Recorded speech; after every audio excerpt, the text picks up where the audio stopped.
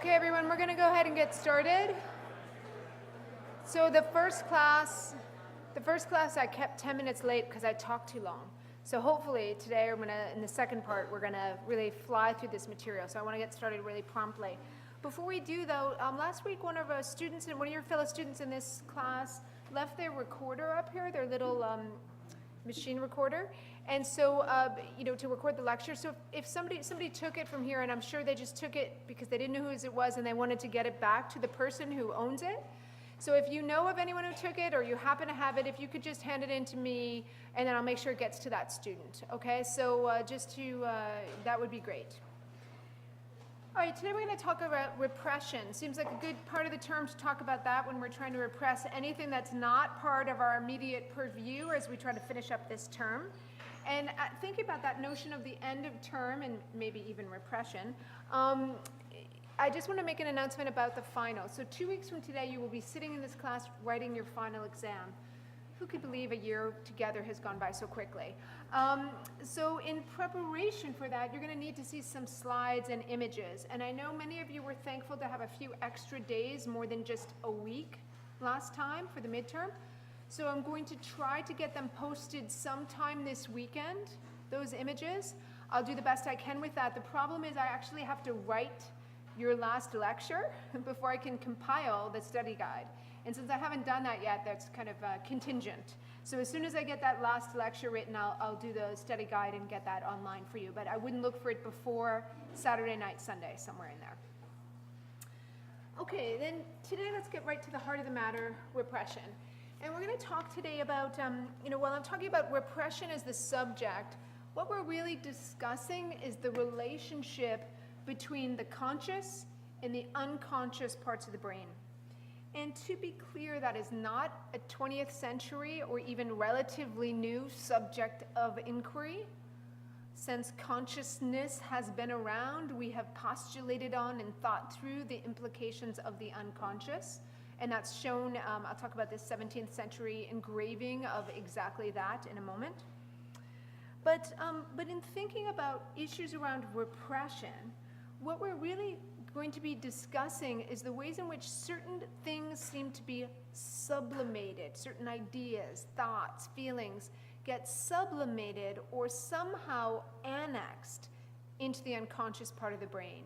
The ways in which we try to distance maybe certain thoughts, feelings, emotions from some level of our consciousness. And particularly, we're going to look at a group of writers and artists who were interested in that very notion in the interwar years between World War I and World War II, the end of World War I and the start of World War II. That group of writers and artists are the Surrealists. So we'll talk about that as we move through today's lecture, but first let's start discussing conscious and unconscious. And I just got a message in between the lectures from a student. I'm sure you guys all already know this because you've already been on the Moodle site looking at the web resources for today's class, right? Everybody's been doing that, right? Because we're actually supposed to do that before we come in here. It appears that they're wrong this week. I put up the data, I think the images or the web resources from last week, this week. So I'll fix that this afternoon when I get into my office. So they'll be up there. The two web resources that I specifically want you to look at today for today's class, there's one which is the Manifesto of Surrealism, which will kind of give you a sense of how the movement was started.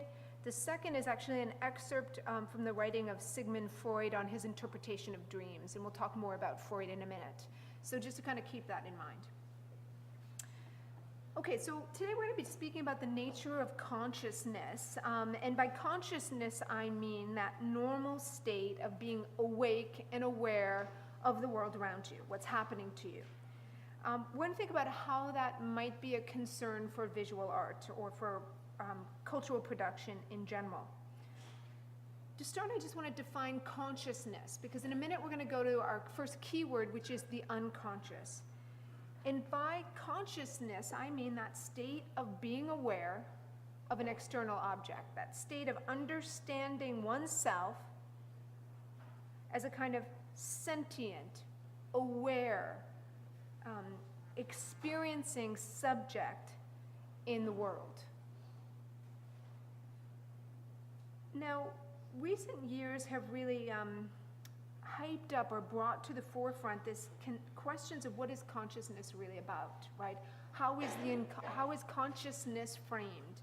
And inevitably, that connects to notions of the unconscious and that relationship between what we are aware of in relation to our brain and brain functioning and what we are not aware of. So, and that line between conscious and unconscious is actually one of the last kind of frontiers of knowledge left to be discovered about the human body. There's all sorts of speculation and some actual knowledge around how the brain functions, different sections of the brain that control things like cognitive function, memory, or different areas. But the full meaning of the unconscious is really still largely speculative.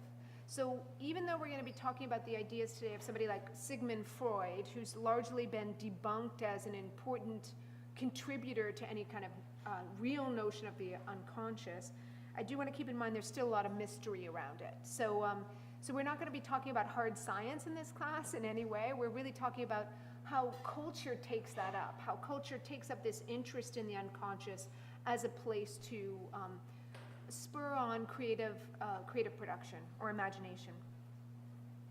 Okay, so let's think about the unconscious, and this is the first key word for today's class. The unconscious consists of those processes in the mind that occur either automatically or in any way are just not available for introspection. In other words, they're those processes of the mind that we're unaware of. They may happen automatically, but which we have no ability to intellectually or cognitively process. Now, these might include things like memory, affect, motivation. They are thought to exist right under the surface of our conscious brain. And they've been for a long time, a place of speculation. So something that we are interested in terms of, theorizing ideas about our behavior or about human relations. We place a lot of kind of hopes in the unconscious, I would say. And that first started as early as the 18th century with the notions of a German romantic philosopher by the name of Friedrich Schelling, but are probably more popularized in the work of somebody like Sigmund Freud. So just to kind of keep all of that in mind. Now, thinking that through then, we can think about the unconscious then as a kind of holder of things like repressed feelings, automatic skills, subliminal perceptions, thoughts, habits, phobias, desires, all of that. You can think about them as things that we might dream about. So a lot of theorists have postulated about the unconscious as being somewhat more available, even if symbolic form in our dreams. But you can also think of it as consciousness as being, the unconscious is coming out in things like, have you ever heard of like Freudian slips? Slips of the tongue, when you say something, but you actually meant something else. And what you say demonstrates maybe a feeling you might have or something that you might not want to have been kind of connected for public display in some way. So Freudian slips, it can be those kinds of ways in which the unconscious sneaks its way out in some sort of sense. So in today's class, those notions of the unconscious as being something not fully accessible, but yet which is still exciting and holds possibilities in which we kind of gain some bits of insight to through whether it's dreams or these kind of Freudian slips, is something that's going to be exploited. And when I think about that in relation to this image here, we think about the brain, this 17th century print is already trying to understand that. And they're already attempting to separate out parts of the brain that might have to do with intellectual or rational function, parts of the brain that might be more creative or imaginative, and then parts of the brain that also connect to the senses, right? So we have here a drawing that kind of connects it through a diagram to the different sensorial input that you might have. Again, there's no real science in this image in terms of, it's not true the way that this is kind of plotting or mapping a brain, but the idea is it's already being kind of thought about. How do we connect cognitive, imaginative, experiential, physiological functions together, and how does the brain control that almost as a kind of computer system? So we'll think about all that as we work through it. But we're going to do that through the writings and theories and ideas of a group of artists associated with Surrealism. And just to be clear, Surrealism is a very wide and varied movement. I'm going to use it to refer to a group of writers and theorists, artists, who really rally around one central figure. And that central figure is particularly André Breton. And I'll spell his last name for you, B-R-E-T-O-N. Now, Breton begins to think about Surrealism as early as 1924, and he particularly writes a manifesto that charts out the scope of this new movement. And basically what he argues is that in the interwar years, we need to find a way to make sense of where we were in the war and where we're going to proceed to. We need to find a way to reinvigorate an avant-garde. We talked a lot about the avant-garde last class, right? We talked about the Cubists through time-based conceptions of time, or the abstract artists connected to utopianism or ideas about utopianism. But Breton was interested, okay, in those interwar years, how can we maybe push the avant-garde forward? And particularly, how can we use it to react against maybe conservative values or too much emphasis on reason and rationality, which many people argue brought us to war? And how can we instead use art to connect us to the unconscious and to maybe what we've repressed, our desires, our thoughts, our imagination? And so we're going to think about that as we come to it. And just to be clear, Breton was a big supporter of Freud. Freud's writing his work in the end of the 19th century. His interpretation of dreams, which that excerpt on the Moodle site is from 1899. But Breton's interested in Freud because Breton works in different trauma units during World War I, and then in the years after the war, he works in psychiatric hospitals. And he sees things like trauma caused by shell shock or by different psychological implications of war. And so he looks to Freud and the premises of psychoanalytic theory, ideas of dream interpretation, of automatism, things of that nature.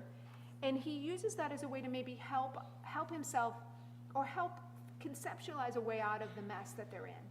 So Breton is interested in Freud, and Freud is very celebrated all the way up until the 1960s. But beginning in the 1960s, his theories really get questioned and are largely disproved. So just to kind of keep that in mind.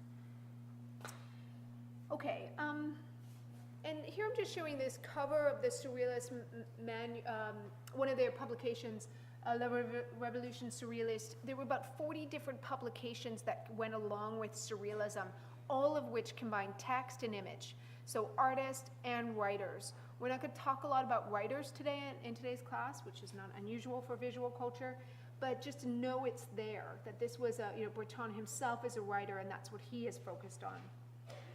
Surrealism is a very multifaceted movement, and Breton only controls part of it. So of that 40 magazines, he's probably only involved in maybe 15 to 20 of them. So there's other voices, which we'll talk about later in today's class, that kind of come in. But what's interesting is just that notion that we were talking about last week with the avant-garde of how material gets disseminated widely, how ideas become may start in Paris in this case, but quickly play out in all sorts of contexts and places. So these journals are incredibly important for sort of determining the importance and popularity of Surrealism at this time. And we're going to come back to that idea in a minute.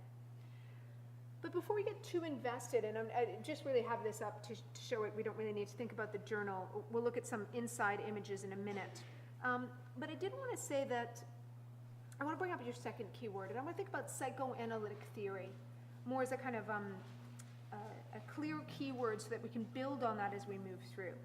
And really, in relation to psychoanalytic theory or psychoanalysis, we're talking about a kind of approach to the study of personality development and organization for the individual. So kind of personality, how an individual, the subjective and highly specific personality development that sort of are part of an individual, but which underlie an approach to psychoanalysis.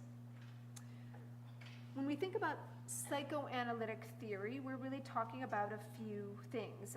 And here I'm blurring the distinction between the theory, psychoanalytic theory, and the practice, psychoanalysis, because for our purposes, they're kind of connected in an intimate way.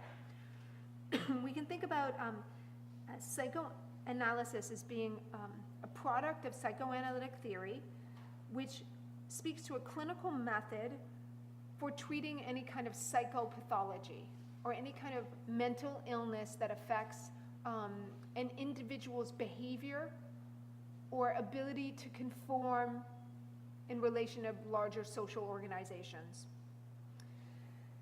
So any kind of mental illness that's there, and particularly it's connected to the ideas laid out by Freud at the end of the 19th century, and which were popularized in the years of World War I and then also in after World War II, that if indeed psychoanalytic theory can provide a kind of rubric for approaching mental illness or a psychopathology, then it does that by providing mechanisms to make sense of trauma or horror, some kind of horrible life experience, and the ways in which that might affect that individual personality of a subject.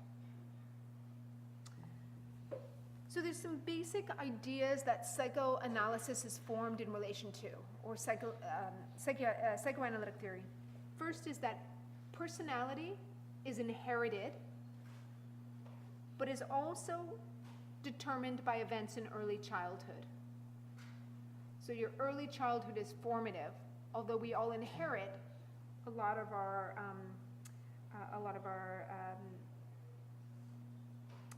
issues in relation to our personality. Another premise or tenet is that human behavior is largely influenced by irrational drives. So again, that irrational mind, that we cannot be just completely connected or we cannot completely subscribe to reason and rationality, that a lot of our behavior is actually influenced by that irrational drives. A third tenet of psychoanalysis or psychoanalytic theory is that those irrational drives are unconscious. So we don't even always know why we're doing what we're doing, but that it is rooted in a part of our brain which we call the unconscious. If that's kind of some of its basic tenets, then psychoanalytic theory and the process of psychoanalysis really is about attempting to bring into the conscious brain some of those irrational drives or impulses that we have repressed in the unconscious. It's trying to bring forward some of that unconscious impulses as a means to heal the individual, right? Liberate the individual from some kind of psychosis that they may be experiencing. That happens through all sorts of mechanisms. So we can talk about dream interpretation or free association. I say a word, you say the word that immediately pops into your mind next, right?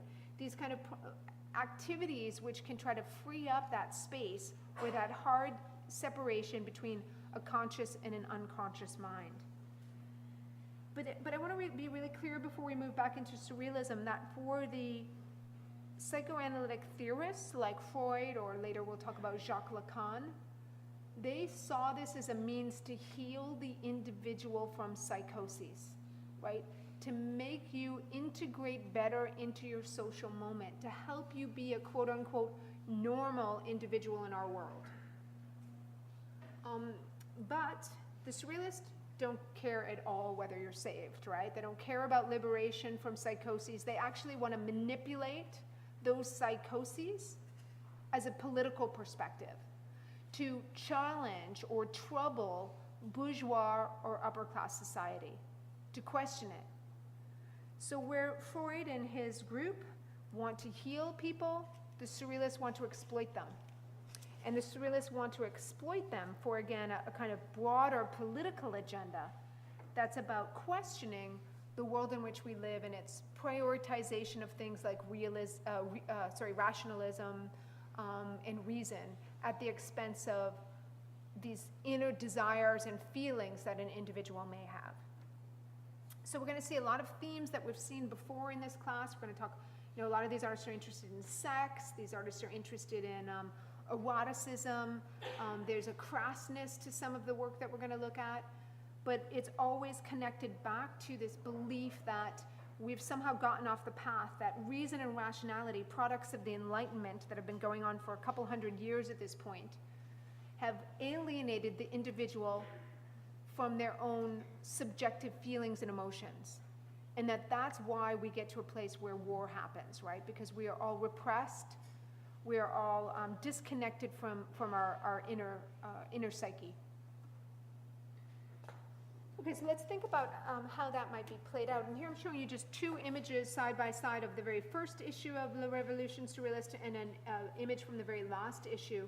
And I'm bringing them up as a way to really talk about what the Surrealists thought they could do, and also to demonstrate, in this class we talk a lot about patriarchy. And the Surrealists, or most of the Surrealist artists and writers were men, not women. Although at the end of class today, we'll look at a couple women who kind of challenged this, the preoccupation of many of the male Surrealist artists.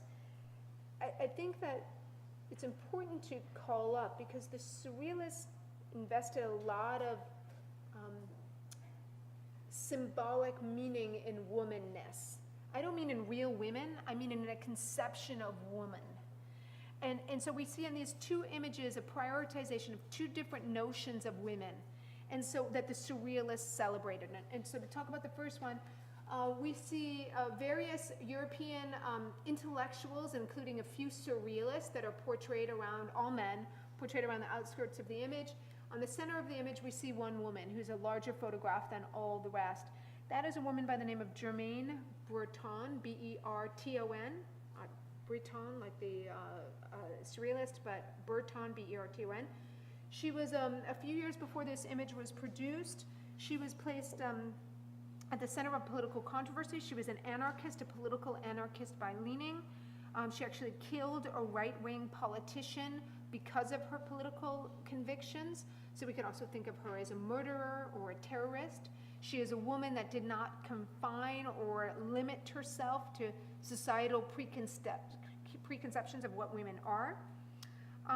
And she was a symbol for the Surrealists then of transgression.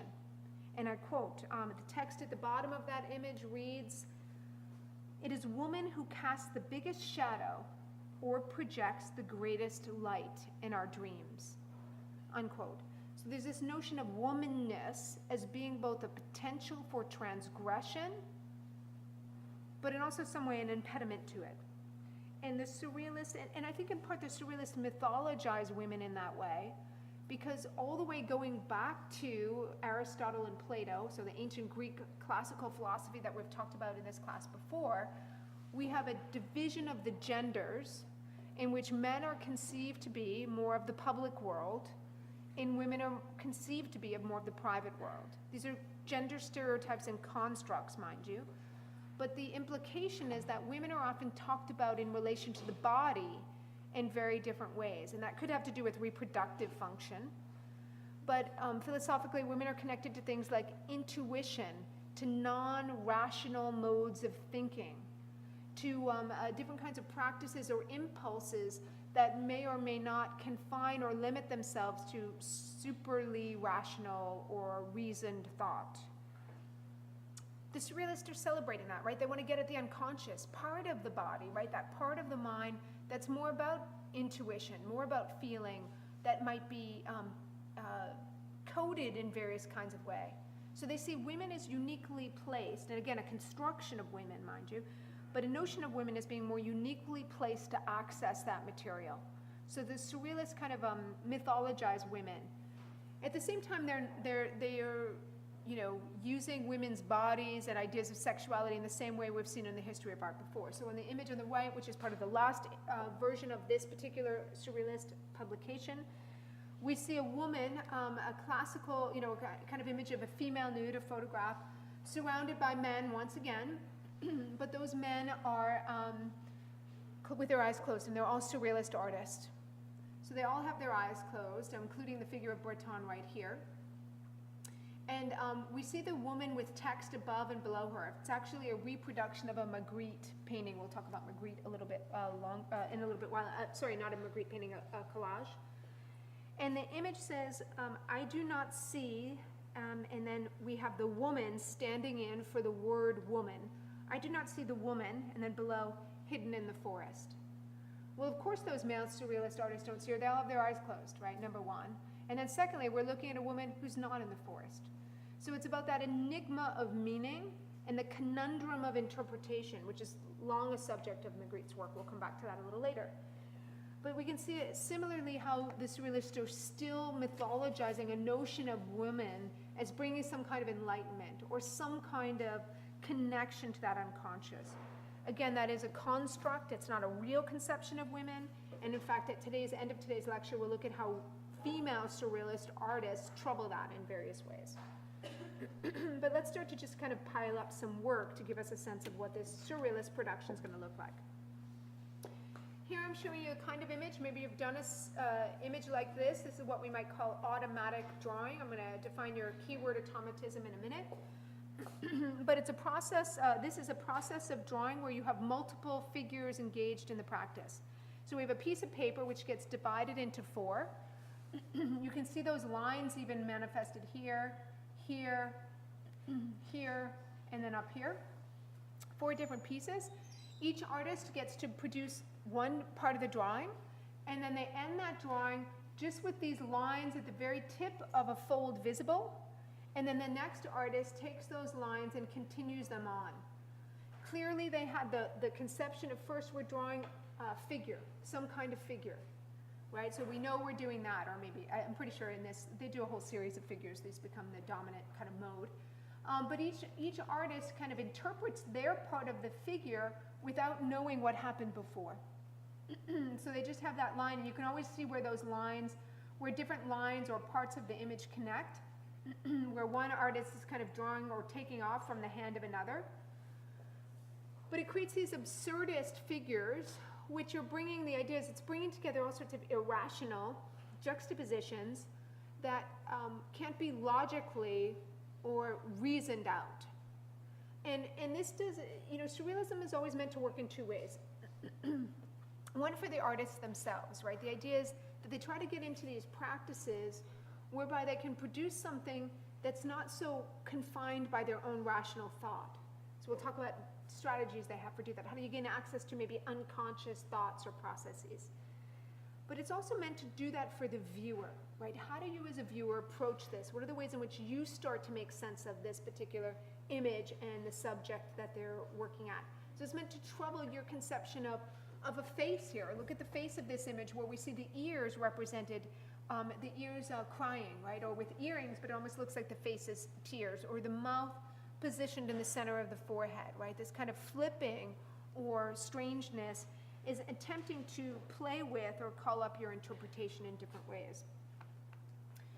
Okay, this kind of practice, these drawings are collectively called Exquisite Corpse, and there's a reason for that. It starts out as a parlor game that a lot of the Surrealist writers play, and where everybody contributes one word to the sentence. But you don't know, you write it on a piece of paper, fold it over, and then eventually you get an absurd sentence, where everybody's contributed, but it creates something really strange. So the Surrealists, some of the Surrealists, or the mythology goes, some of the Surrealists were playing this game, and the sentence that was constructed was, the exquisite corpse will drink the young wine. Well, what does that really mean? Of course, it means nothing, right? Except these strange juxtapositions. So they then begin to practice that as not just a written literary game, but as a visual game. And they call all of these drawings collectively the exquisite corpse. That's where the term comes from. But here I want to, and so if this is one, here's another, just to kind of keep that going. And here I want to define another one of your keywords, automatism. Automatism is a means of expressing the unconscious, or an attempt at least to express the unconscious. It's a process whereby an artist attempts to tap into the unconscious by writing or working, painting, drawing, whatever, in some kind of trance-like or involuntary state. The idea is that if you can get yourself out of thinking logically or rationally about constructing an image, that some vivid unconscious images or impulses will kind of tumble out. Breton believed that you could use automatism to gain access to some kind of pre-conscious or even pre-civilized state. And this is heavily influenced by Freud. I mean, Freud is writing, so as I said, he's writing at the end of the 19th century. He's from Vienna, but he spends a lot of his time in Victorian England. And he's looking at the repression that he sees in Victorian society, where women are really, and men of upper classes are really stratified in relation to their social behaviors or the coded behaviors that they can perform in public. And he sees that there's a lot of repression caused by that, a lot of psychoses. So this idea is that there's some kind of way in which you can get at a space where your brain can allow unconscious impulses or desires to come out. So we can think about that in art production. Like, how many of you have ever done blind contour drawings, right? Where you're looking at your subject, but you never look at your paper. And the idea is, as you're doing that drawing, because you're just concentrated on the subject, you're not looking at what your mark actually is on the page, that somehow you're letting some feeling about that subject or some connection to that subject that's just manifested through your eye come out, right? That you're not beginning to use your rational brain around what that subject should look like, how am I rendering it, how am I succeeding, as a kind of marker of realism or anything like that. Or maybe some of you have heard of the artist Jackson Pollock. I'm a little tired of Pollock, but maybe we'll look at him next week, I'm not sure yet. But Jackson Pollock is somebody who painted these paintings on the floor. He just threw canvas on the floor and then literally threw paint at it. He argued, when I'm in my painting, I don't know what I'm doing. It's like I just pick up paint and throw it. Okay, well, maybe he doesn't and maybe he does, right? I don't think we can ever fully shut off the conscious brain that's asking us to make choices, that's actually working like a little computer, kind of, it's kind of like your iPhone, right? You know how your iPhone tracks you, or Google will track you as you move through an internet space, so all of a sudden advertisements speak to you. Your computer, if you use Siri and you talk into it, it learns your spoken vocabulary, it begins to respond to that. Well, it's the same way your brain does it. Every time you draw a figure, you use every experience you've had of a figure previously, of drawing a figure, as a kind of way in which you're unconsciously kind of mapping that out or connecting to that. So the relationship between the conscious and the unconscious brain can't be so easily shut off or turned on. But the idea is that this automatism, this practice of trying to free your mind of conscious or rational thought and just engage process, that somehow that can let some kind of unconscious feelings or issues come out.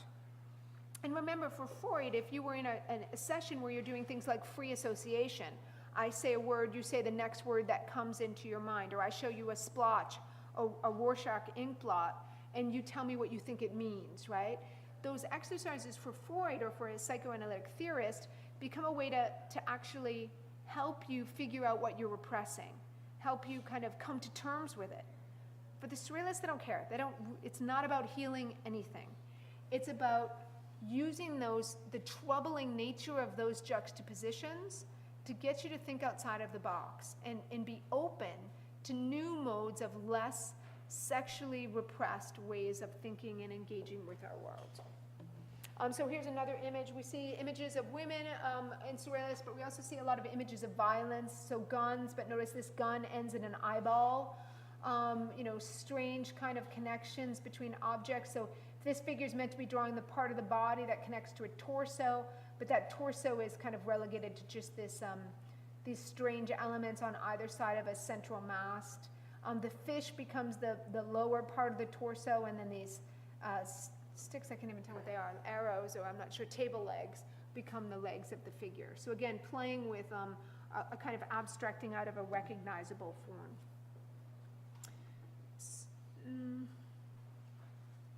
Okay, so I do want you, I'm not going to talk too much about it, but I do want you to keep in mind that political impetus here.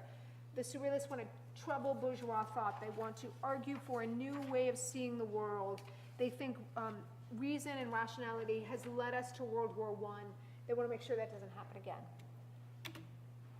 Now here I'm showing you the work of an artist who was not a Surrealist, but highly celebrated by the Surrealist artists, the Italian painter Giorgio De Chirico. And again, I want to try to get at what they are painting then, these Surrealists. Breton loves De Chirico's work. He publishes his reproductions of his images over and over again in Surrealist Journal, even though De Chirico says, please don't do that. But this is before copyright and all of that, where we care, in the same kind of way.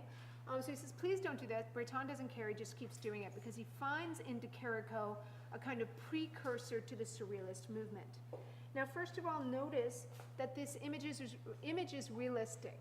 There may be a kind of abstracted quality of it. We don't know the exact story or narrative, but there's not literal content for us to begin to project our own fears, fantasies, desires onto the image.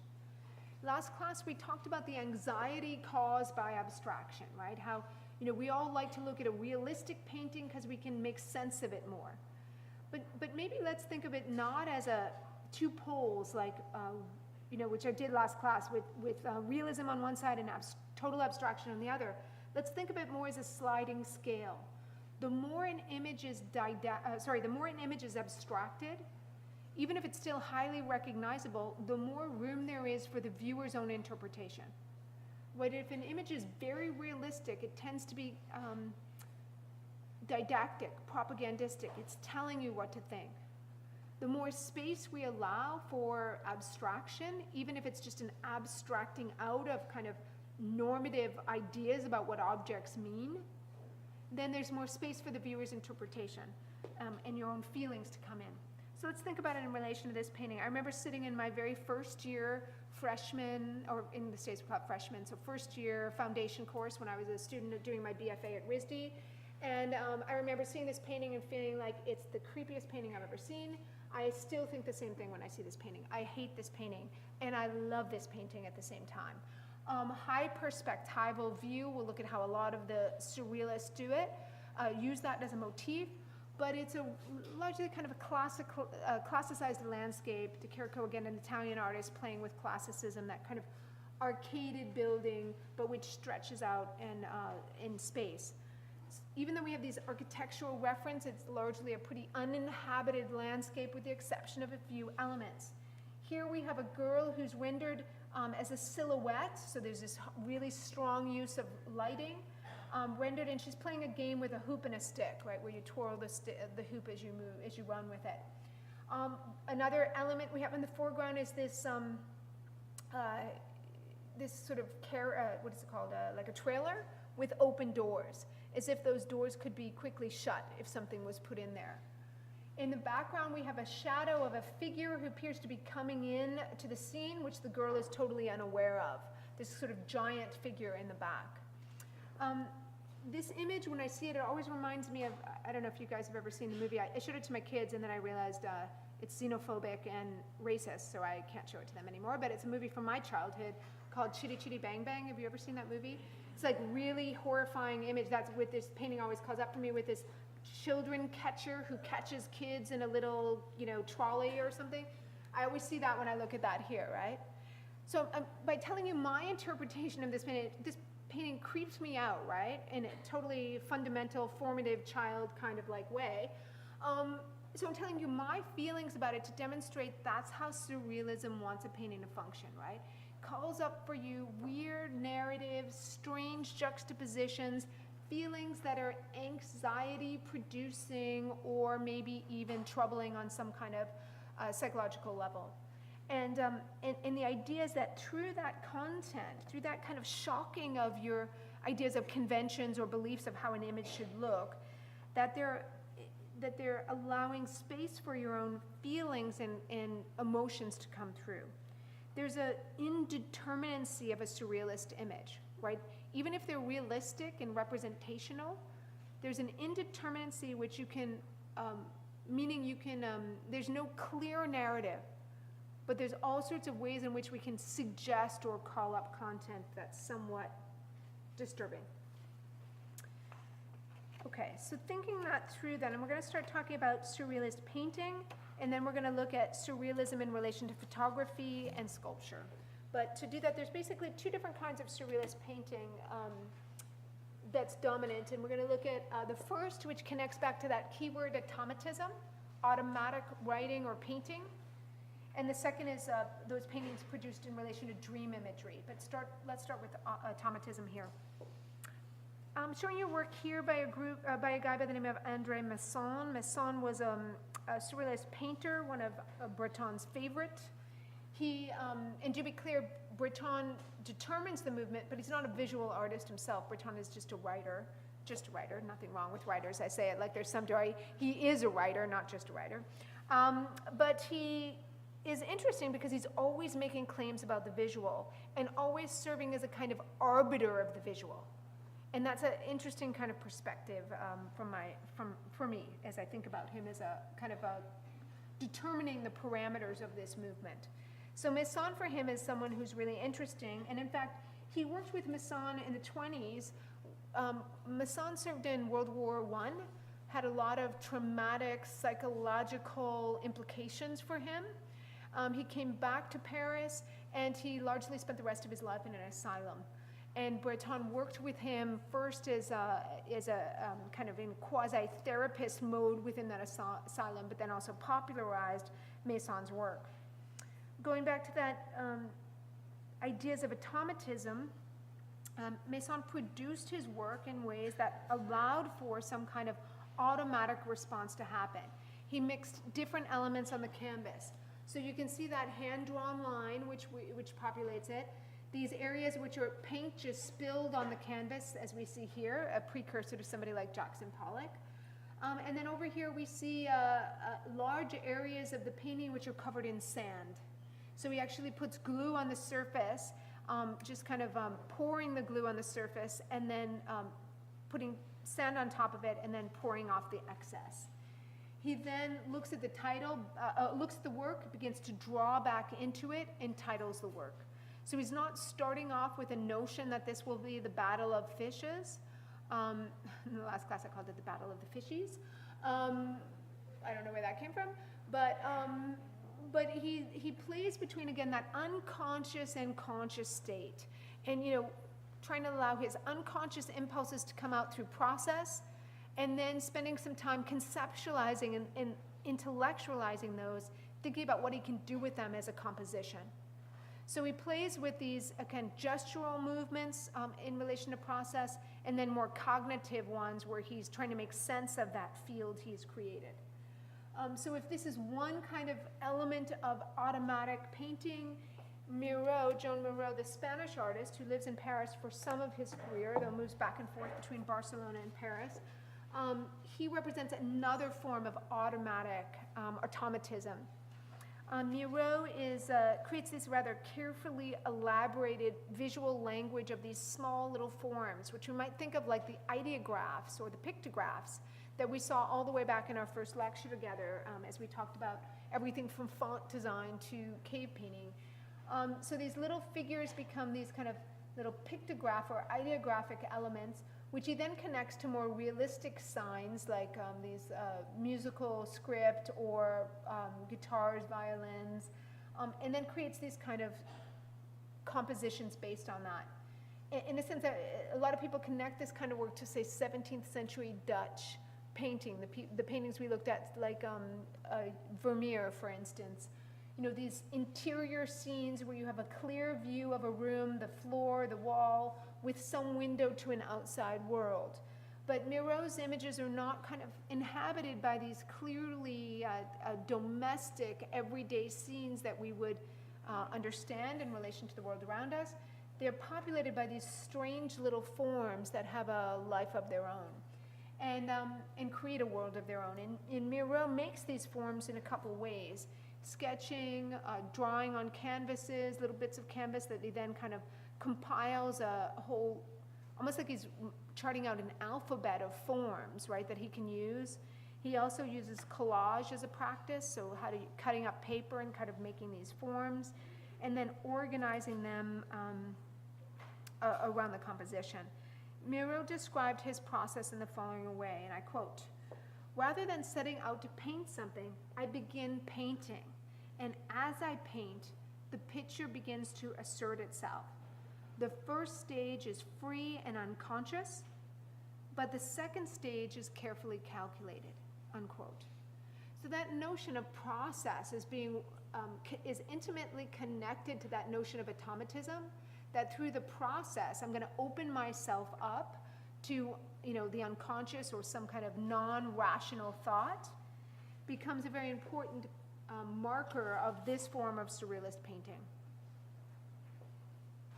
But if this is painting that's inspired by automatism, we're going to talk about another vein of surrealist painting, and maybe you've heard of Salvador Dali before, but Dali is a painter who is interested in dream interpretation. So how can he mine his own dreams, or he often reads case files of psychiatric patients and their dream interpretation as a metaphor or as a place to begin to kind of gain a pictorial language for his images. With that in mind, here I'm looking at Salvador Dali's Accommodations of Desire. And so we're going to talk a little bit about Dali here in a couple ways. But first, let's think about him in relation to dream imagery. So he talks about this particular painting being a dream landscape that was formed based on metaphors or symbols from his own dreams.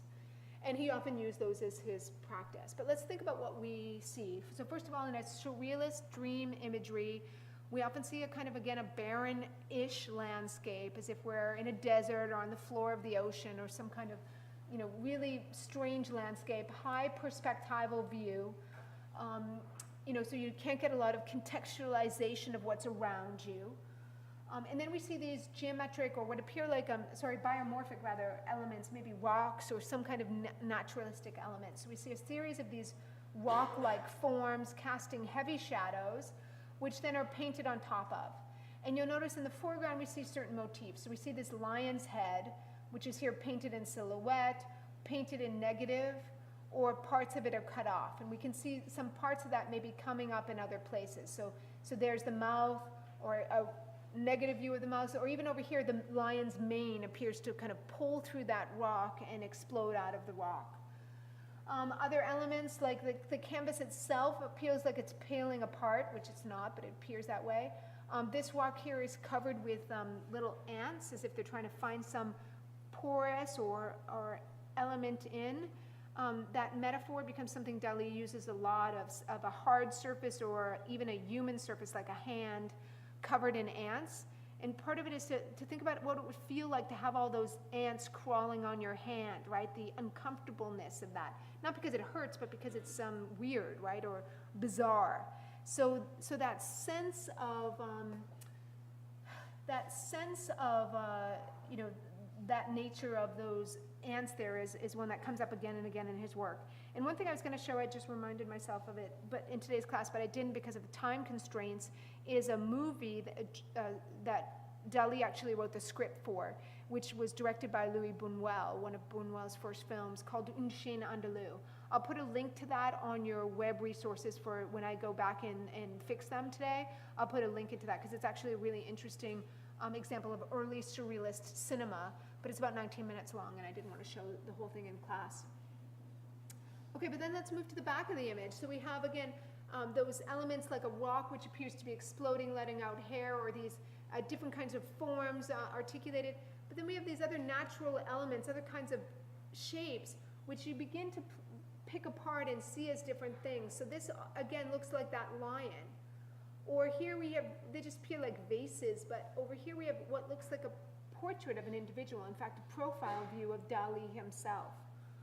Or over here we see two figures that are kind of two male figures locked in an embrace, but their inner parts of their body seem to be exploding out. So that play with a double figuration, with how you're viewing or seeing something, is also really important for Dali. He uses the dream or the case file of some other person's dream or association as a kind of subject matter, and then he begins to play with that through double figuration or through other kind of pictorial devices that lead you to question, am I seeing what I think I'm seeing? You know, how does that play out? What does that really mean? Kind of holds the viewer in that state of anxiousness of not really being able to fully understand the painting. Now, of all the surrealists, Dali was probably the most invested in Freud and then later the work of Jacques Lacan. He used free association all the time, say whatever comes into your mind with no filter. He was interested in tracing symbolic meaning in dream imagery and to its source in the unconscious. And he, again, did that both through himself. He kept elaborate journals about his own dreams, but also in relation to other people. So he read the case histories of patients suffering from paranoia that were published in something like Dr. Richard von Krafft-Ebing's Psychopathology and Sexuality, a treatise in the early 19-teens that was produced, right, I think 1918. So these ideas of pathology, of repression, of sexuality come up again and again in Dali's work. And to keep that in mind, or to push that a little further, let's talk about repression. Repression is another one of your key words for today's class. So repression is a kind of psychological attempt by an individual to repel one's own desires and impulses, or to exclude them from consciousness, right? To take those desires or impulses that would not be viewed favorably in our social world, and to kind of relegate them to some space in the unconscious. Freud argued that repression plays a major role in mental illness, that we repress our feelings, repress our thoughts, and that in the process of doing that, we're really deciding what is acceptable and what is unacceptable for the conscious mind. And a lot of that's determined by societal convention, right? Think about what we do in private, what we consider to be private functions or intimate functions, and what we do in public, right? There's different manifestations of ourself that we are overt about, that we share with everyone. Other parts of ourselves that we don't share with many people at all, or maybe with no one. So those notions of having kind of layers or filters that help an individual determine what is public information and what is private were also, for Freud, connected to bigger impulses for what your brain determines it will repress, even if it's not consciously done, and what it allows to come out. So Freud had this idea that fundamental to every individual were notions around the phallus, right? So if you were a man, it was all about the phallus, right? Phallus is a symbol of power. And he said somewhere unconsciously we all understand that, and or if we're men, we all kind of connect to that. And because of it, we all have a fear, men again, of castration anxiety. So there's all sorts of images also in Dali's work around phallus, the castration anxiety. If you're a woman, the phallus is equally important to you, except on a psychic, unconscious level, it's because of a lack. So Freud talks a lot about women and the lack of a phallus and what that means. So Freud looks at things like, sexual desire, repression of traumatic events, ideas around power and connections to a phallus as these kind of formative events, some of which may come out in your early childhood, but which get repressed and help to form who you are in a public world. But repression is part of that, how we repel our own desires, hide them, and then how they may then cause psychoses within the individual. So Dali's work tries to play with that and maybe bring it to the light. Remember again, These works function both for Dali himself as a marker of getting access to the unconscious, but also for us as viewers. How do we make sense of them? How do we begin to see those connections between forms? What sort of thoughts or dreams or symbolism does it call up for us? Here we see a postcard sent to Dali by Picasso on the left, which I have turned on its side. And then the painting that Dali, one of a series of painting that Dali does on this postcard on the right.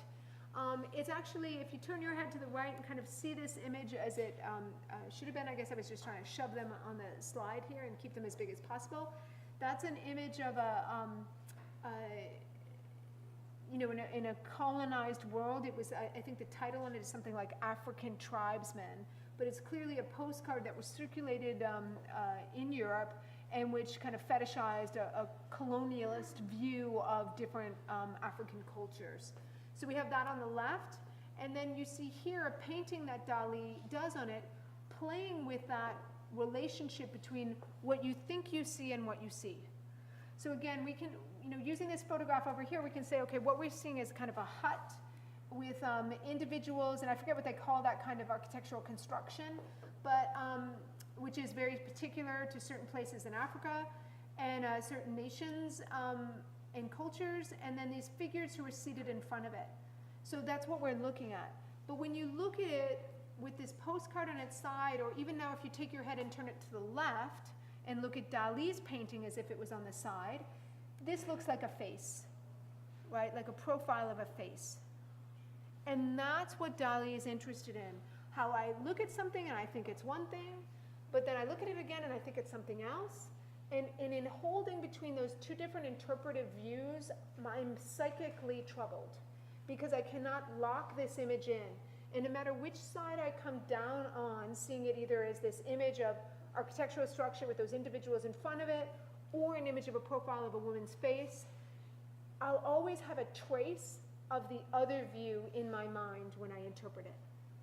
And so it's how do we use that's called a strategy he uses called double figuration, where an image looks one way, but then it can look another, as a way to, again, hold interpretation in some kind of flux and really trouble the viewer into not jumping to a conclusion or locking the image in, keeping us in a kind of place where we are forced to break with maybe the simple interpretation of an image.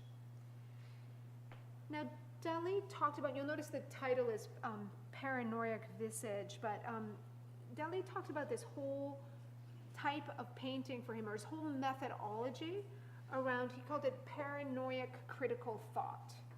And I don't really care so much what that term means, though he wrote extensively over what it means.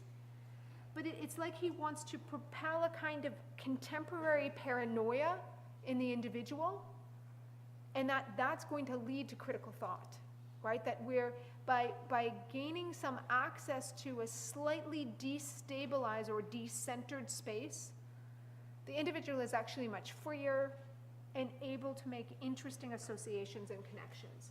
So that's what Dali is kind of interested in exploiting and promoting. Okay. Realize surrealism is kind of hard to go through twice in a row. I guess it's kind of disturbing on some level. But anyway, here we see another painting of Dali's, which is incredibly famous, his Lugubrious Game. Incredibly famous because it causes a rift between him and Breton. And so this painting maybe calls up De Chirico a little bit more fully than some of the other ones, in that we see a kind of classicized landscape to some degree, that staircase in the foreground here with those heavy, heavy shadows. We have a sculpture in the back on a pedestal. And then here we seem to have a kind of torso of a figure. So if this is like the back and that's the buttocks of the figure with the legs, exploded out into this much larger form. If we move through the image, there's a couple themes. Lugubrious, I should have looked up exactly what lugubrious means. It's kind of like the unsightly, or the, I wish I had the literal definition of it. It's kind of, it's sometimes connected to the uncanny, but I think it's, well, anyway, I'll say unsightly for now. But let's think about how that plays through the image. So first let's take the sculpture in the background. We're used to seeing kind of classicized figures on sculptures, or powerful figures. Here we have a male figure who appears to be covering his eyes or peering out behind his hand. The other hand is oversized. In case you're wondering what that hand's for, let's look at the other figures there. That we see a figure here has climbed up the pedestal and is now appears to be somehow with his hand on the phallus of the other figure. It's about masturbation, right?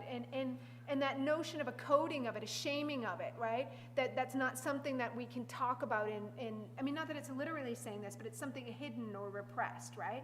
Because this figure can't even really look at what's happening, but yet he, playing with those notions. If it starts back there, you never knew you're gonna, it's like, I want to kill my dissertation advisor who told me when I was first starting my PhD that, it's all about sex, Trish. And I was like, it's not all about sex, and I'm thinking in my head, you're kind of perverted old guy here, but now I realize he's right, it's all about sex. Which kills me to give him.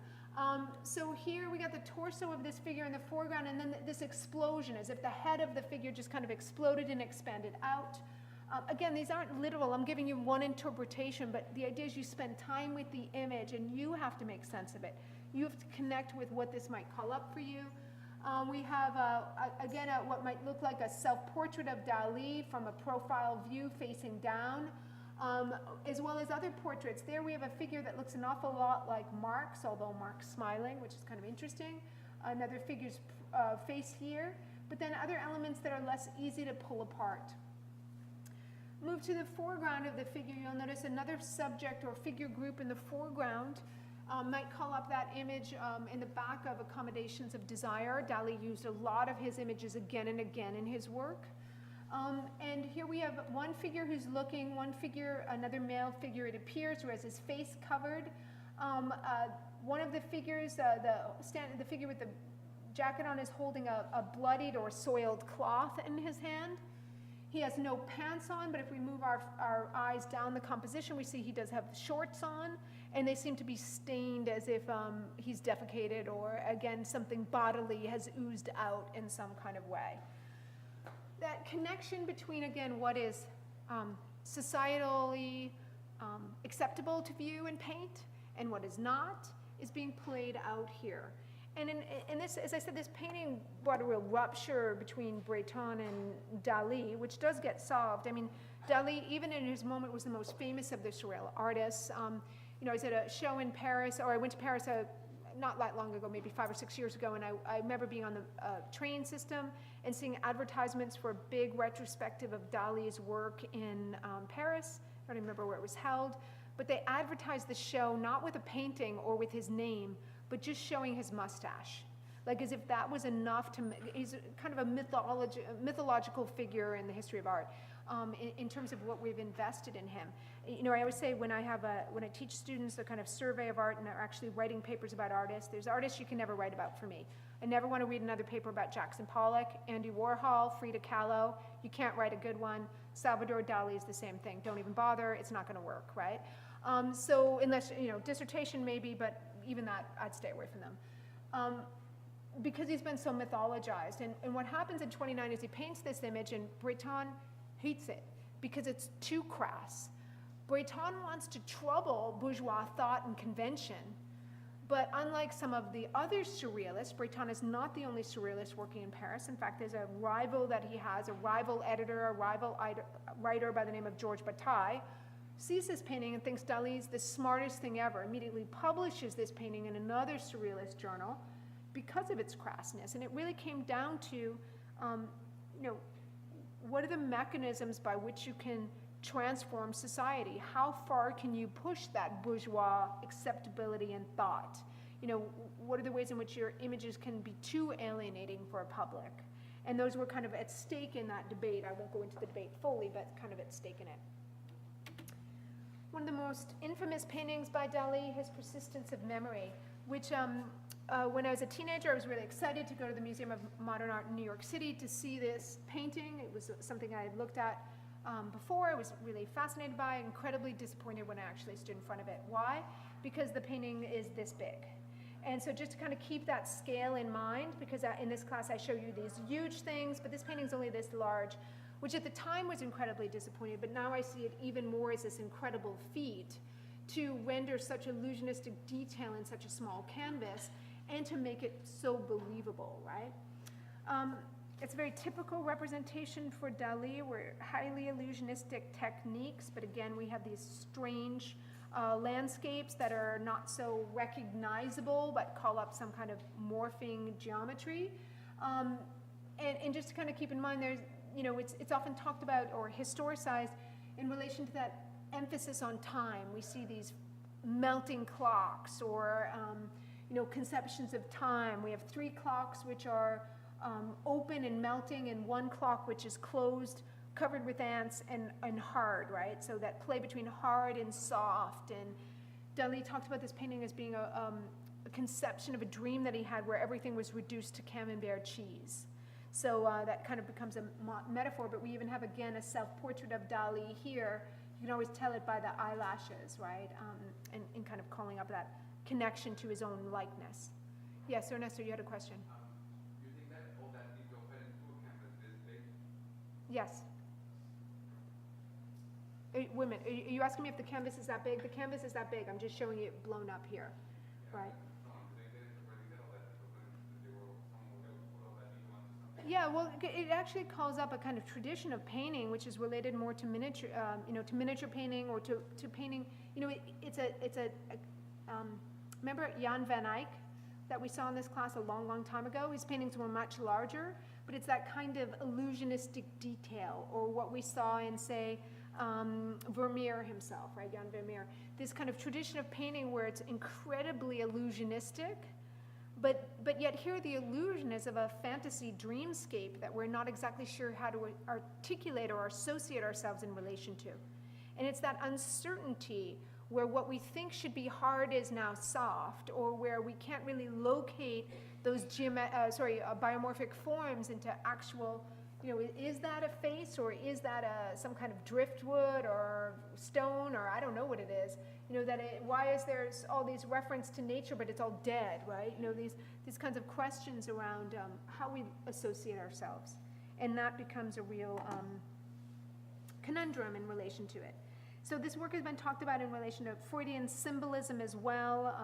That notion of hard versus soft brings up what I talked about before, that kind of conception of castration anxiety, or the flaccid penis, or Freud talks about it in all sorts of ways, which Dali then reads about and is interested in exploiting and playing with.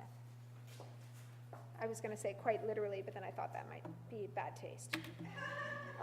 Okay. So if that's Dali, let's look at a couple other surrealist artists producing at the same time. And the sort of overt sexualization and crassness in relation to bodily function that Dali exploits. And some of his images, I showed you his nicer ones. He's got some that are really doozies there.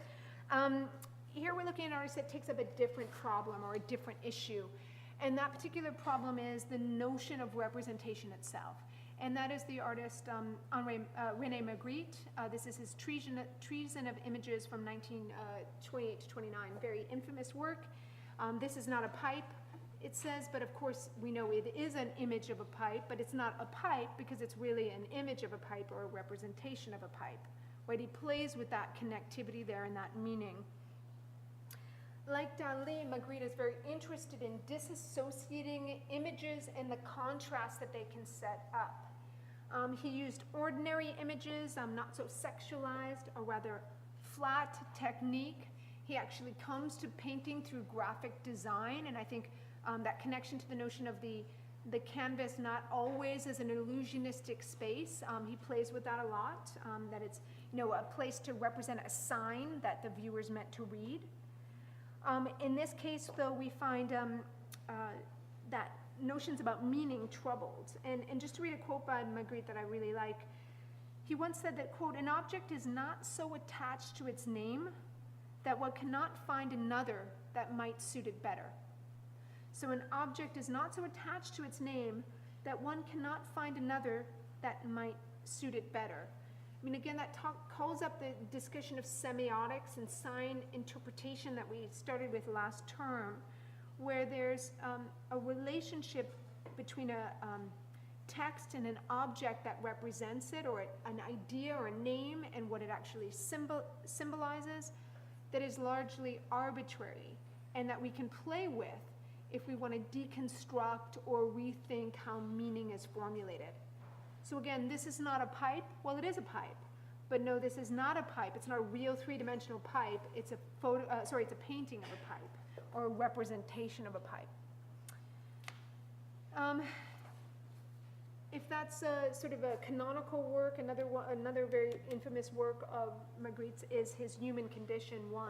He did a series of these paintings, the first in 1934. As I might have mentioned, Magritte is a Belgian. I'm not sure if I said that, but you know, as I said, he started in graphic design, did a lot of wallpaper design, fashion illustration, very interested in humor as a technique, and in the ways in which that highly realistic image can pull you in and kind of get you starting to think about how meaning is interpreted. In this particular image, we have him playing with the very nature of representation itself, which he's calling here the human condition. So, so we see a room with an easel set up with a painting of the outdoors, specifically that exact piece of the outdoors that is obliterated by the canvas sighted right in front of that view out the window. Let me explain it in Magritte's words. He described his piece in the following, quote, "In front of a window, as seen from the interior of a room, I placed a picture that represented precisely the part of the landscape blotted out by the picture. For the spectator, something like the tree was simultaneously inside the room, in the picture, and outside the room, in the real landscape and in thought," unquote. He's playing with two-dimensional and three-dimensional space here. It's all a picture, right? It's not, there's nothing real in this at all. He's playing with levels of representation. He starts with an entire, you know, a notion of a painted canvas, but he allows us as viewers to almost think of it as real by the sense that he puts another canvas inside of the painting itself. And he plays with that. It's about keeping us in that questioning of what is reality, what is a painting, what is representation, and how can I begin to mark that out? So there's contradictions here about paradoxes of perception, problems inherent to the practice of representation itself that I think Magritte is interested in. Okay, we're going to shift for the last part of lecture to look at some photography, and we'll end with sculpture. And to do that, I just want to go back to the notion that I started off class with, that conception of a woman as a kind of muse, or a conception of woman as largely constructed by the Surrealist movement. And to think about that, I'm showing her a photograph by another Surrealist photographer, male photographer, Monroe, of the Surrealist artist Merritt Oppenheim, who was also a model for a lot of the Surrealists. So here we have an image of a muse as model, but also an artist herself. And we see her photographed in relation to a printing press, but where she is both holding on to the wheel of the press, but she is also what has been printed, right? So we can see the ink smeared on her arm. So she can become a metaphor very easily for both a maker, but also a site upon which meaning is ascribed or projected onto, as in relation to male Surrealist artists, in the way in which woman was kind of mythologized or theorized. And I think in thinking about that, I want to just note that Surrealists as a group was largely patriarchal. It doesn't matter how many female Surrealist artists there might have been. It was concerned with male sexuality, and particularly heterosexual male sexuality, and how that could be liberated from societal norms or conventions, from bourgeois value systems. So woman became a kind of site with which that could be played on, not, you know, any kind of real sexual liberation for everybody, regardless of one's specific subject position. So I think that that's important to think about, because in a sense then it makes the female Surrealist artists even more difficult to understand that role. But we're going to come back to that in a second. I just want to show you, realize I have the slides a little bit out of order. I should have showed you Hans Bellmer first and then the Merritt Oppenheim. But I'm going to just show you a couple images by Bellmer, a male Surrealist artist who played with both sculpture and photography to think about the female body, and maybe this kind of gives us a sense of that notion of the kind of heterosexual male fantasy of women that gets played out here, or repressed fantasy of women that could possibly get played out. Belmer is a Polish-French painter and photographer, sculptor, though we're going to look mostly at his photography. I think one sculpture in a second. Known for an incredible erotic quality to this work, but also it's an obsession with the female form that's provocative, aggressive, but also violent, and even maybe masochistic. There's a kind of perverse sexuality that gets played out in these images. Here we see a photograph of Belmer's where he constructs one of his dolls, and that was the word he used for these photographs. They're all collectively titled doll or some variation on a doll. And it connects to notions of fetishism and Freud's ideas of fetishism. The fetish as being something that arouses sexual desire and may even be necessary for some kind of sexual gratification. But it becomes an object of obsessiveness, right? And so we can think about how Belmer is playing with these images, or actually he's playing with dolls quite literally, right? He buys the first one and then he builds these mannequins of women, of adolescent women, actually kind of teenage girls, that are fully ball and joint articulated. So they have all these movable parts. Their eyes are glass eyeballs that can come out. Their hair is made of wigs that can be removed. Their heads can be removed. He has these various dolls, that he calls them, which he then deconstructs and reassembles in odd ways and photographs. So here we see here we see kind of belly of one and the kind of lower part of the torso, but over here we have another lower part of the torso. So we see two vaginas in this image, right? One here and one up here. A male fantasy, like a heterosexual male fantasy of or at least one version of that, which may or not have anything to do with reality either. It may just be totally constructed, but it's Belmer's fantasy that he's playing with. If this is one, here's another photograph as well as a sculpture of it. The sculpture largely does the same thing that we just looked at in the photograph, but let's look at the other photograph for a minute. Here we see that kind of connection, but we also see the use of a head this time, a head that connects again to that lower part of the trunk of the body, a rope added into the image, and then tying up the leg here as if this, clear articulation of this body being pieced together, but a body that now, it's a feminized body that now can be the site of some kind of articulation of fantasy. It's interesting to note with Belmer's work, well, first of all, the use of photography, right? Photography works so well with surrealism because there is, it's real, right? It purports to show the real, as opposed to a painting, which is always so clearly a representation. Photography is a representation too, but it purports to show the real. We kind of, for a moment, particularly at this time in the 1930s, we can hold back our disbelief and accept it for a moment as some kind of truth. And so Belmer plays with that, and he also plays with notions of the uncanny. The uncanny, it actually comes from a German word for it means, it translates to unhomelike, or like literally your home, homelessness of sorts. But what that really means is where something is made strange, something intimate or connected to your life, your world, that's now made strange, and that which you don't really understand anymore, or you see in a totally different light. So the uncanny is that thing that we see and can recognize, but then through that recognition, it troubles us in some way, psychically, and may lead us to some kind of new conception of what we're looking at. So these images look like real women's bodies, but then you start to look at them more and you're like, wait a minute, no, not really. They look like an amalgamation of body parts, and then you kind of play that out as you move through. Belmer's work was published in a lot of surrealist journals, including the Minotaur Journal, which was one of the more famous ones. But he is an artist who had his own difficulties.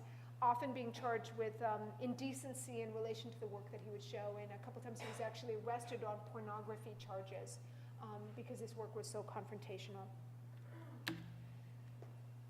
Okay, now we're going to move into just a couple female surrealist artists to think about maybe how these ideas about sexuality and about women maybe were troubled or could be troubled by the practicing female artist. And I'm going to start with the artist Claude Boone, a couple of her self-portraits, to begin to think about that. And this artist was also a photographer, writer. She wrote a lot about gender and sexuality, began making photos and self-portraits from the age of 18. Around 1919, she settled in Paris with her lifelong partner and stepsister, Suzanne Malherbe. And they together created a kind of milieu where they had hosted weekly salons, bringing together a whole bunch of cultural and interesting figures, but who would then begin to through that process, maybe trouble normative values or societal beliefs. And she would often use notions of performance to do that. So here we see her in this photographing performing identity, right? So as a lesbian artist, she's who's concerned with the ways in which one's own sexuality becomes inscribed on the body. She's playing with notions of androgyny in this image, using a mirror to show different parts of herself, dressing in a way that makes it harder to understand her sexual identification. She's an early artist to explore what we now call performativity. And that term performativity really just means how is our identity performed in how we dress, in how we speak, in any kind of utterance that we make in the public world. And notions of performativity argue that every day we perform our identity, right? So every day I'm up here lecturing, I'm performing myself for all of you, or maybe I'm sitting having drinks with friends. There I'm even performing myself for those friends through what I wear, how I talk, how I dress, and that changes, that means my very notion of subjectivity, which we talked about again earlier in the class, is always being reformed, right, slightly.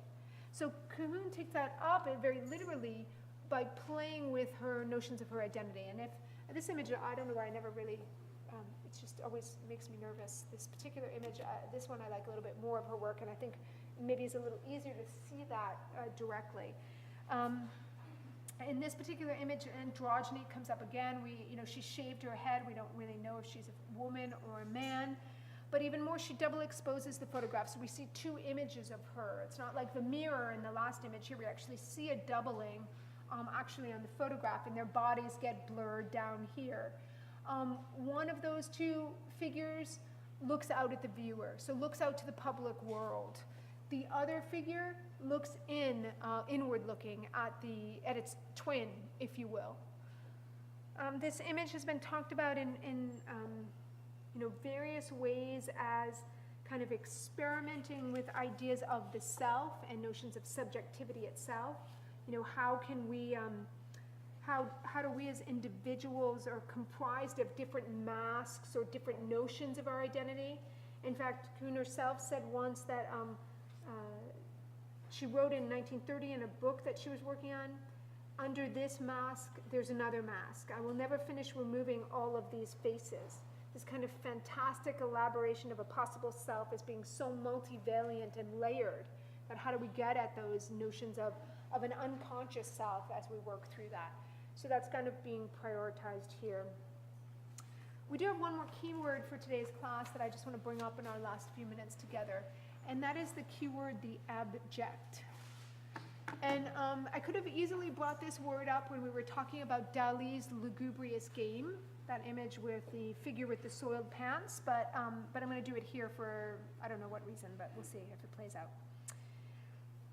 In its simplest definition, the term abject means showing shame or sunk to a low state or existence. Sometimes we talk about it as a kind of hopelessness or resignation. But beginning in the 1980s, that term gets picked up as a critical theoretical term to literally mean the state of being cast off. So again, the state of being cast off. You know, we've been talking about in this class repression, the unconscious, that which we try to get rid of or hide from a kind of broader public world. The abject situates itself in relation to that. And the first theorist of this term, a writer by the name of Julia Kristeva, developed the idea of the abject as that which is rejected by or which disturbs social reason. So that which troubles the public in some kind of formative way. Now, in that sense, the abject then is outside of a social order. It's some kind of traumatic experience or bodily function that gets hidden from public view, that we might repress inside of us. It's filthy, it's wasteful, it's, the dead body is also, a corpse can be the abject. It's that which is so opposed to notions of living that we can't quite make sense of it in our conscious brain. Now, one could argue that the abject comes up again and again in surrealist work, particularly in thinking about the bodily, the erotic, what becomes acceptable within a societal norm, and that which is troubling or needs to be somewhat hidden from view. And again, we can think about that even in relation to our own lives and what we publicize and project to our peers, what we don't, what we hide as intimate, what we don't tell anybody about in our lives. And that's kind of playing with those levels around the abject or abjection, which artists, many of the surrealists were engaged with, even if they didn't use that term around it. Another image of Cahun with notions of layers of the self. In many of her images, she dressed up as stereotypes of women as well, and often these kind of doll-like women. The last artist I think we're going to get to in today's class is Merit Oppenheim. Another artist I was going to talk about today is Frida Kahlo, but we're going to leave her behind. And I think this particular image, Oppenheim's image, we already saw Oppenheim in Man Ray's photograph a minute ago. But I think this, first of all, this connection to objects or sculptures is important because in a sense, the Surrealist is a movement. If it starts in painting, it begins to incorporate photography. It then moves to objects themselves. In 1936, we have the first exhibition in Paris of Surrealist objects for which this image was produced. But these whole ideas around reality become important. The closer you get to reality, the more you can trouble the viewer who's looking at these objects, right? Because they're real, but they're not real.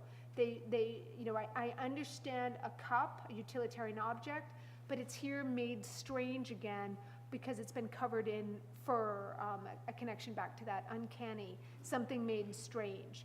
And Oppenheim covers this sculpture in gazelle fur. She argues that she makes this work after having coffee with Picasso in a cafe where she had been making a whole bunch of small fur sculptures, and he argues, I bet you could do anything with that. And she said, yes, I could cover this teapot and teacup, and then does that. Whether that mythology is true, I think it does provide us a chance to think about how does a female surrealist object play with notions of eroticism, the uncanny, even in some ways connected to the abjection, though not as much as, say, somebody like Dali. So on the one hand, first of all, let's think about this object in relation to notions of femininity, okay? We can think about cups, saucers, connecting to a whole history of domesticity that's been largely connected to women. So the idea of pouring tea out or serving tea to others. She covers that with fur, gazelle fur, an incredibly luxurious object. We can also think about women as luxury prizes within a patriarchal society, covered in fur coats or given those kinds of precious objects to denote or mark out their fragility and specialness. So she's very much calling up these stereotypes of women in a way that many of her surrealist artists were doing as well. She also plays with that in terms of, like, let's think about the cup itself as a sexualized form, right? The eroticized form with the phallic spoon, which is meant to be entered into that cup or vessel and stirred, right? So playing with that same kind of, everything within surrealist lexicon becomes about sex in a sense. But she troubles it a little bit more through those notions of the plays that she's playing, the juxtapositions. So that smooth, hard porcelain and the soft, supple fur being kind of juxtaposed together. Or let's think about how you would use this object if you were actually going to drink out of it. What would it feel like? How, like, the strangeness that would call up, right? That connects back to those kind of destabilizing moments where you're meant to trouble, even on a visceral level, how you might react to something. So, even though here I'm using kind of woman or conceptions of a woman to trouble notions of female artists around surrealism, these artists are still working within that patriarchal moment of which surrealism is part of. And they're responding to it in ways that are not so dissimilar from some of their male counterparts, but which might allow for a little bit more female agency or difference to come through. So that's kind of what I was thinking about in relation to this work. Just to conclude, because we're just about at time now, and again, we're not going to talk about Frida Kahlo, though I know I'll just put up a slide since I know many of you are probably already familiar with her work. But I did want to talk about the demise of surrealism. Surrealism as a moment, really comes to the end right around World War II. So it's only those interwar years that it becomes dominant.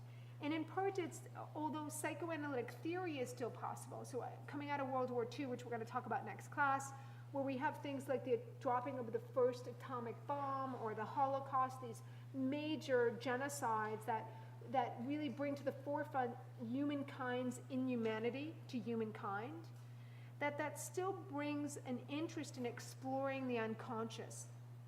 But the idea of exploiting it for some kind of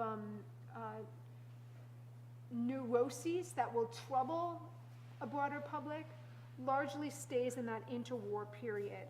And we'll pick up some of the techniques like automatism next week of surrealism, but that idea that it can liberate the masses through some kind of erotic, destabilized language of representation largely stays within that framework. Okay, everyone, that's it for today. We'll see you next week.